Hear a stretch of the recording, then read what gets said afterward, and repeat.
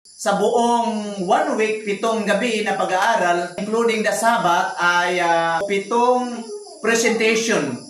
All of this, mga kapatid, ay mayroong kinalaman sa revival and reformation. Revival signifies renewal of spiritual life.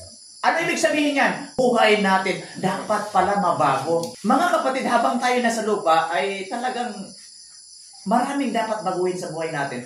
Pabalik tayo into the relationship with the Father.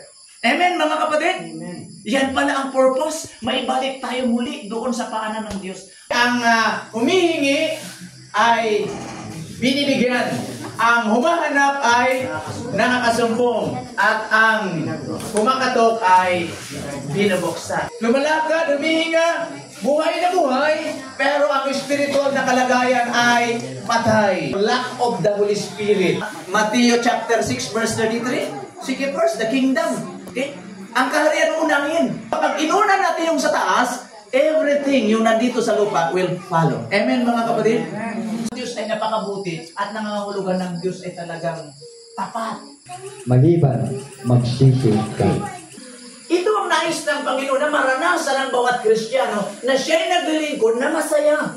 Ayaw ng Panginoon, mga kapatid, na tayo'y naglilingkod sa Kanya na napipilitan lamang. Pero pag the Holy Spirit ay sumasa atin, we can do everything because the power of the Holy Spirit. The fruit of the Holy Spirit lead us to holiness. Amen, mga kapatid?